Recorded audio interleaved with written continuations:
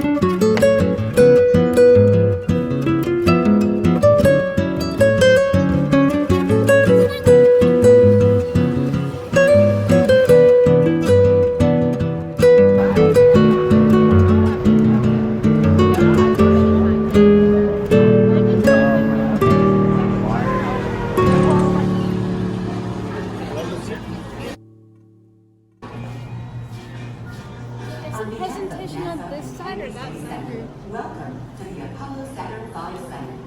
Our presentation will begin in a few. When I was a kid, I used to dream about flying through space. Every week on TV, I'd watch my heroes as they jumped into their rocket ships and took to the stars. And I wanted to be like them. They had courage, imagination, and no problem ever stood in their way for long. You know, in the end, when we actually did send men into space, it turned out that those were exactly the qualities it took. I'm John Hudson. This is Pad 39 of the Kennedy Space Center.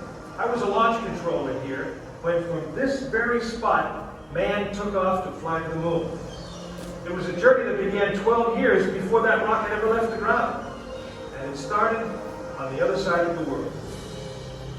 Back then, we were one of two superpowers that always seemed to be on the edge of a terrible war. In 1957, the Soviet Union launched the first ever man-made satellite into Earth orbit. They called it Sputnik, which means traveling companion. And in a world where peace hung in a delicate balance, it seemed to create a dangerous advantage. Every ham radio operator in America could hear it beeping. People were afraid. Were the Soviets looking down on us? Watching us? If they could make a satellite pass over our cities, could they do the same with a bomb? Our own space program kicked into high gear, and less than 2 months later, we were ready to launch our own satellite.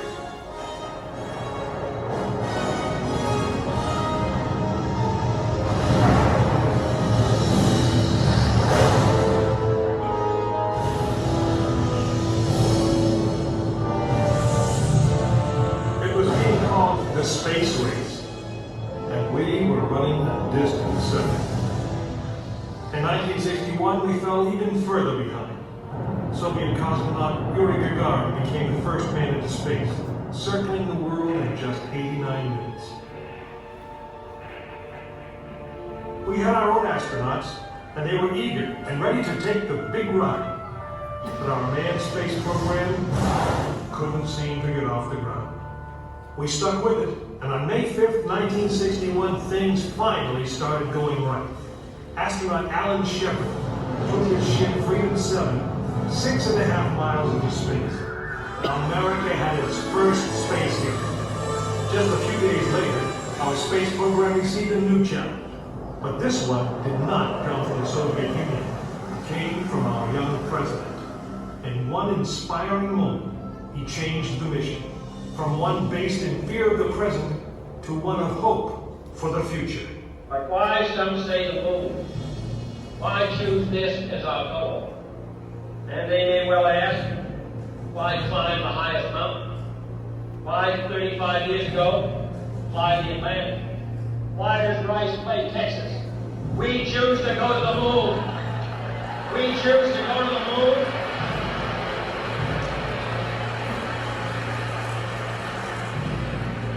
We choose to go to the moon in this decade and do the other thing. Not because they are easy, but because they are hard. We hadn't been more than 16 minutes into space, and now we were going to the moon. We would have to design a rocket the size of a 36-story office building, put it together with the precision of a microscope, and accelerate it to the speed of the bullet. Then we would have to guide it to a moving target 250,000 miles away. Many people thought it was an impossible dream, but 400,000 of us set about making that dream a reality. It would be the longest, most hazardous voyage that any man had dared to attempt. But step by step, mission by mission, we orbited the Earth, perfecting the skills and technologies we would need on this incredible journey.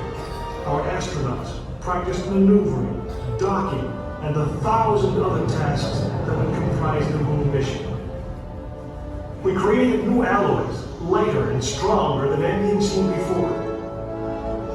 We designed communication systems that would be reliable over the vast distance. And behind it all, we tried to perfect the rocket that would be powerful enough to punch out of Earth orbit and take us to the moon.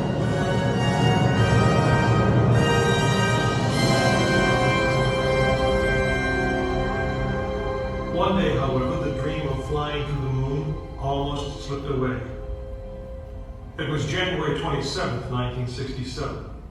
Astronauts Virgil Gus Grissom, Edward White, and Roger Chaffee were on board Apollo 1 for a plugs-out test, a full-scale dress rehearsal for the actual launch. Suddenly it happened. There was a fire in the capsule. 3 men whose lives had been in our hands were lost. Surely the opening vistas of space promise high costs and hardships, as well as high reward. But this country of the United States was not built by those who waited and rested and wished to look behind them. After Apollo 1, some thought we'd failed, and that the moon was out of our reach. But we owed it to those men. By taking the Apollo vehicle apart piece by piece, was the design flawed? Had safety been compromised? Tough questions. And we spent 1.5 years redesigning the spacecraft so that no astronaut's life would ever be at risk because we overload it, and it goes into the most unforgiving, hazardous environment there is. We could never make it risk-free, and the men who flew it knew that. We didn't send men into space again until Apollo 7 orbited the Earth testing some of the new designs. Planet behind and strike out across the vast ocean of space. In the great span of our history, now was the time that we could. Now was the time that we would. James Lovell and William Anders, the crew of Apollo 8. Through those doors, you'll find the firing room, launch control, just as it was on December 21st, 1968. Please gather all of your belongings, take small children by the hand, and proceed through the open doors. And the moon lander. This is the firing room. Launch control for the Apollo mission. This is not a mock-up. These are the very consoles we sat at when men first took off to fly to the moon. The tragedy of Apollo 1 had put us a year and a half behind. We were making up for it in one big leap. And we were doing it with a rocket that no man had ever flown before.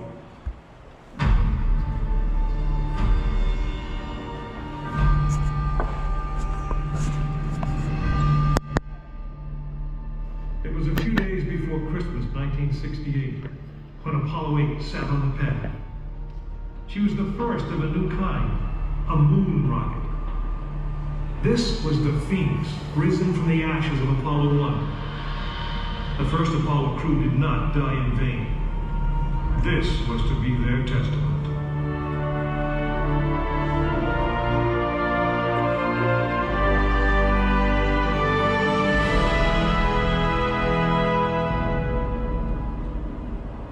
"36 stories high, she had been fully fueled throughout the night.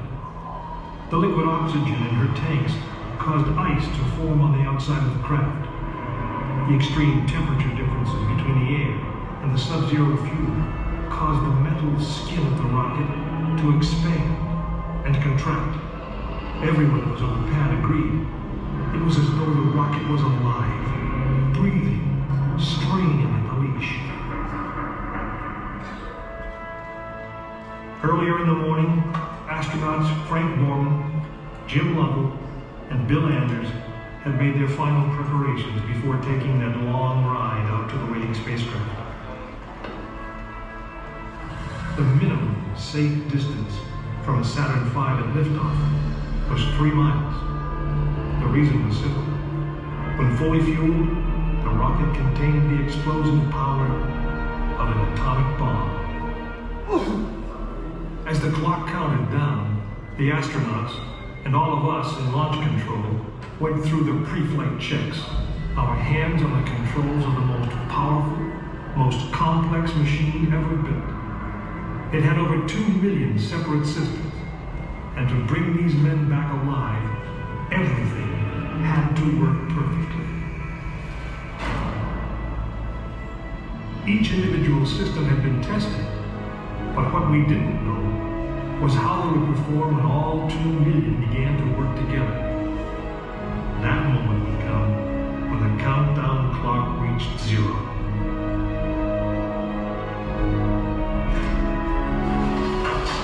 If a maneuvering thruster failed, if communications broke down, if navigation was off by 1 degree, if any piece of the miles of wiring, circuits, relays, or valves was defective, Frank Borman, Jim Lovell, and Bill Anders would pay with their lives.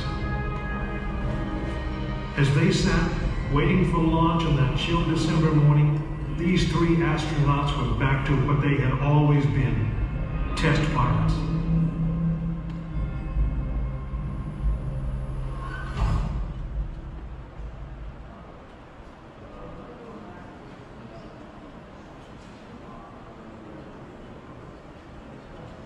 You are now in the final minutes before the launch of Apollo 8, right here where it actually happened.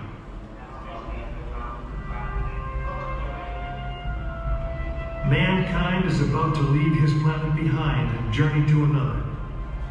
It is one of those rare moments when history is not being made, destiny is being embraced.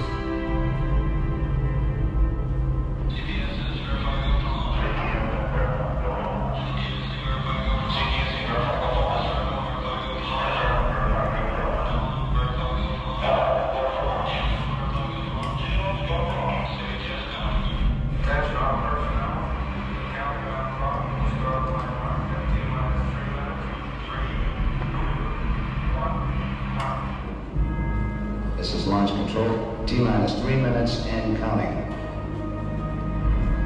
We've completed our communications checks with the Apollo 8 astronauts in the cabin, and the communications are go.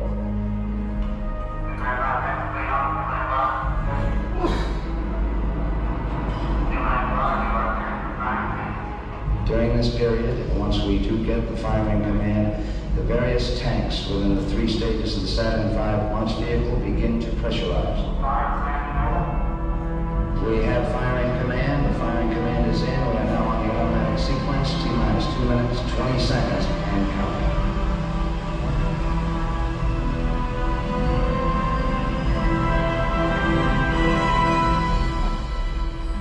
Our status board indicates that all aspects are ready. Instrument unit is ready, spacecraft ready, final check of the emergency detection system, that ready light also on. First stage preparations are completed. All systems today okay. Okay, keep going. We're on. Ready to go to cockpit. Stand by, Walter.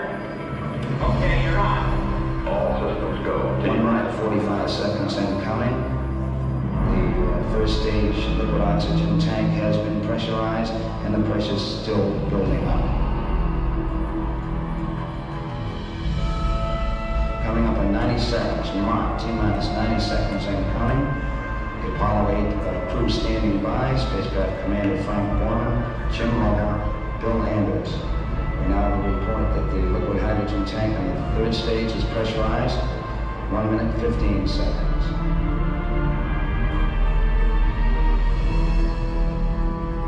All third stage propellants pressurized at this time as we come up on the 60-second mark on a flight to the moon. T-minus 60 seconds and counting. The vehicle now is completely pressurized. We're coming up on a power transfer shortly.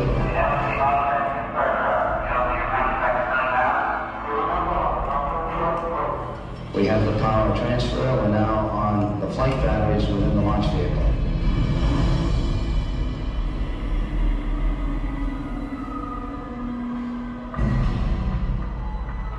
Final reports coming from Frank Borman at this time. Final look at the switch list aboard the spacecraft. 20 seconds, all aspects. We are still low at this time. T-minus 15, 14, 13, 12, 11, 10, 9. The ignition sequence start. The engines are on. 4, 3.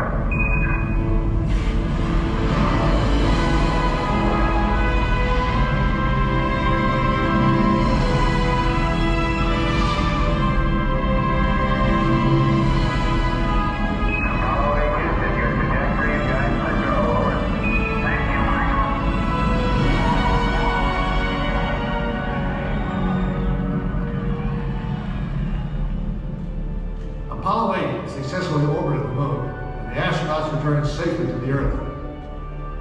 I know. I'm Jim Lovell, and I was one of the crew of this spacecraft, Apollo 8. We were the first men to see the surface of the moon from just a few miles away. But it was the hundreds of thousands of men and women who worked in that team, and the millions of people who supported the mission that really made it possible. That way, I guess, we all went to the moon. Now, on the other side of those doors, you'll find an actual Saturn V moon rocket. It's still the most powerful, the most complex machine ever built. And I guess it's the only one that can take you to another planet. I actually got to fly one on a second flight to the moon called Apollo 13. But that's another story. Exit the firing room. Continue your journey at the Lunar Theater, located near the nose end of the Saturn V rocket. Enjoy your visit to the Apollo Saturn V Center.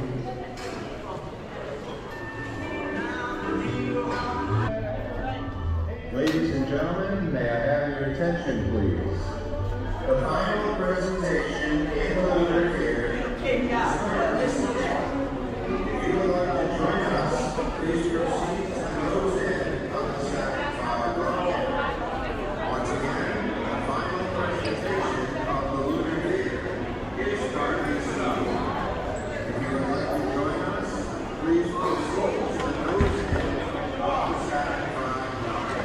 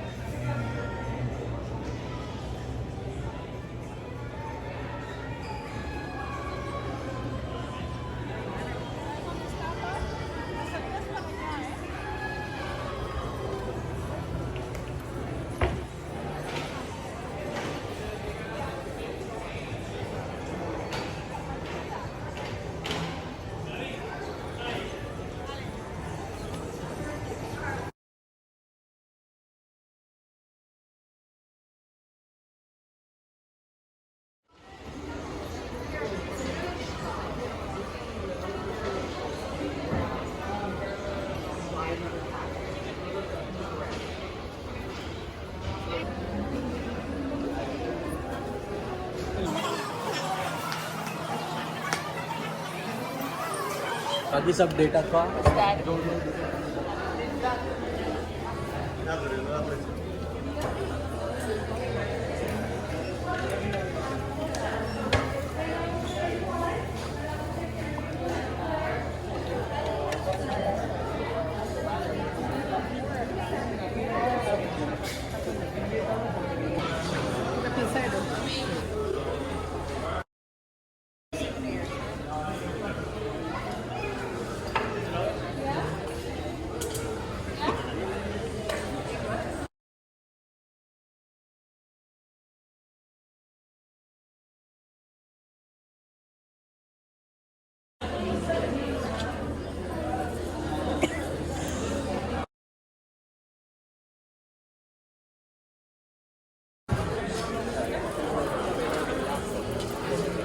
Okay, come on guys, let's go. Let's go.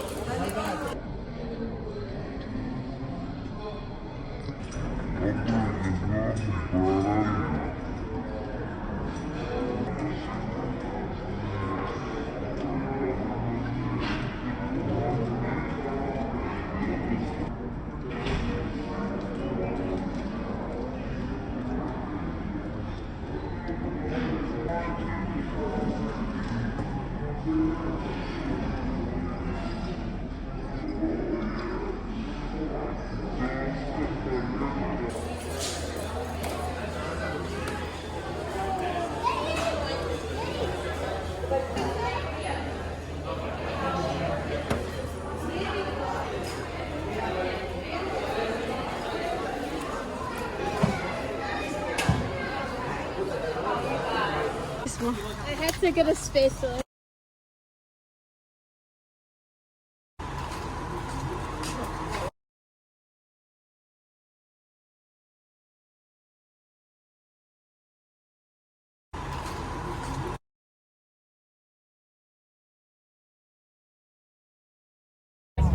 I'm gonna be playing a couple videos about here a little bit more about the Kennedy Space Center.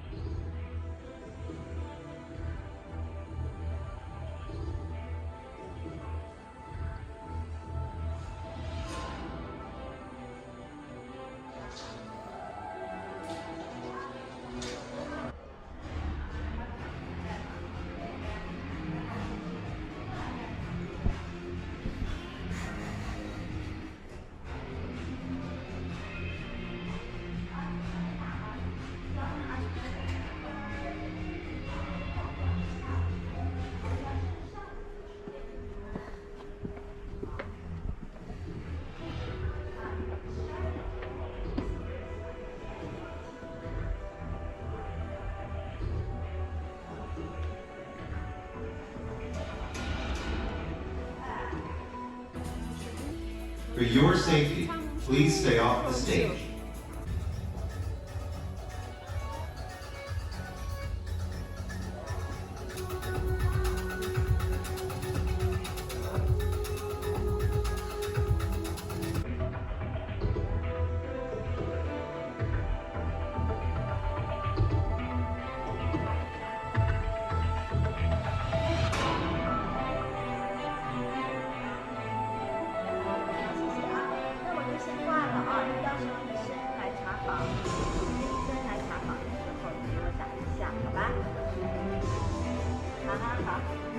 那妈妈，我待会儿再给你取下了啊。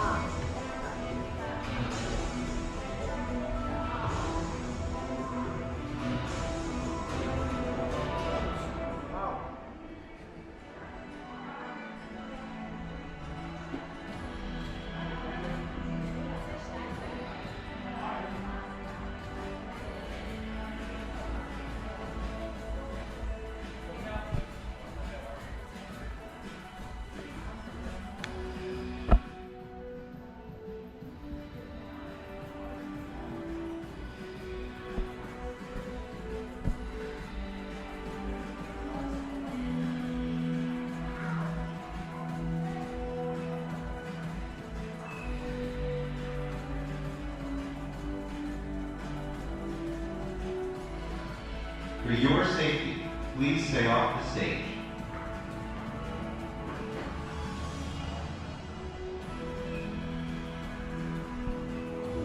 Advance you into the best square. In the frosty air, when the right time is the right time to rock the night away.